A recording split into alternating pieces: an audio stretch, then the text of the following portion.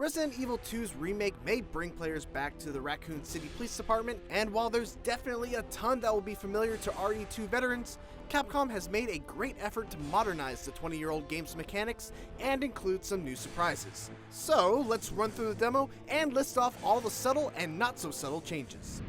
Resident Evil 2. Right away, there's a couple things to note about the main lobby of the police station. First off, the computer desk is in front of the goddess statue as opposed to behind it. It's also worth noting that there's an item box here as well, which gives it a nice central location that you keep coming back to in the police station.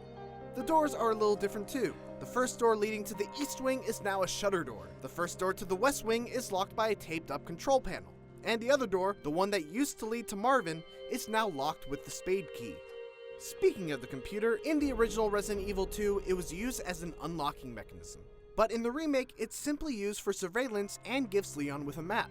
While your first step in the original game was getting the card key from Marvin, in the remake you must first head through the shutter door to get to the east wing. Once you go through, you'll notice one of the biggest changes: lighting. Leon uses a flashlight to light his way through the darkened hallway, and there even appears to be a fuse box on the wall, presumably to give some light to the hallway once you find the fuse. This entire section is completely different from how it was in the original game, by the way. In the remake, it's eerily quiet when you first enter, but in the original, this hall is filled to the brim with zombies. Leon continues through mostly unfamiliar territory here, and hold on just a sec. First off, rude, that's the women's bathroom. Secondly, RE2 never had any bathrooms. What is this? The first major event involves this guy, Elliot, who actually doesn't exist in the original game. After he dies, he drops the officer's notebook, a file new to the remake, and appears to show a new puzzle involving the goddess statue, which now needs 3 stones instead of just the unicorn medal. One big difference is how there haven't been any zombies up to this point! Also, zombies can now just burst through doors, so no more running away from a zombie into a new room and thinking you're safe. Now that we have some combat, one thing to note is that zombies can be incapacitated pretty quickly with well-placed headshots. However, there is no longer any sort of bloodstain to inform you when a zombie is truly dead. Once Leon leaves the East Wing, we get an entire scene with Marvin that isn't present in the original. All Marvin does in the original game is give Leon the keycard for the computer and then lock the door from the inside, not to reappear again until, well, you know. Marvin in the remake, though, seems to be a more substantial character, gifting the survival knife to Leon and then hanging out in the lobby waiting for you to return after getting the spade key. Speaking of the survival knife, that's new, or at least the way it's used here. Leon uses the knife to open the door to the west wing, which leads to a familiar room where we can notice one huge difference. The liquor in the window is gone. In fact, while the next room definitely shows signs of a liquor's presence, there's nothing in this hallway while there certainly was in the original game.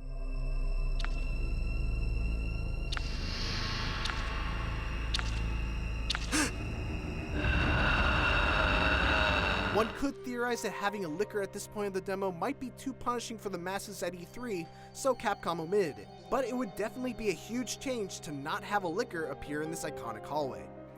Also, there's this guy who, in the original, was simply decapitated, but in the remake, he's worse. This guy wasn't even in the original, and he's not having a great day either. This operations room looks pretty familiar, except there's now a locked door instead of an open doorway leading to the first red stone. And there's now a first floor map along with a broken window that leads to the next hallway. Also, if we can just rewind real quick to the map, this safety deposit room doesn't exist in the original game. And in fact, in the remake, this is where you can snag the shotgun after getting a locker code. In the original, you got the shotgun from the STARS office, which wasn't present in the demo. Back to this guy. Look! Big boy zombie. One big new difference highlighted here is the ability to pick up boards throughout the station and block off windows. Later on, as Leon comes back here, the zombie tries to burst through the window, but since he boarded it up, the zombie can't get through. The dark room makes a return, and there's 2 things to note here. First off, these lockers used to be locked with a small key, the likes of which we never encountered in our playthrough. Secondly, this other locker has gunpowder, which was an item component introduced in RE3 that could be used in mixtures to create ammo. This next room is also a brand new room and seems to have a new puzzle involving placing a valve in order to get rid of steam. There's also some more locker— oh my god! Leon heads up the stairs to claim the spade key, which is also in a new location, and as he heads into the next room, there's that liquor we missed earlier. What in the... This whole upstairs area feels entirely new, and it even features a mannequin statue that looks awfully similar to the Weeping Angel mannequins from RE7. In this fight against a zombie on the steps, we can see another new feature to RE2, though not new in the grand scheme of things, a defensive combat knife. Once grabbed by a zombie, if you have a combat knife, you can use it to stab the zombie and break the grab without sustaining damage.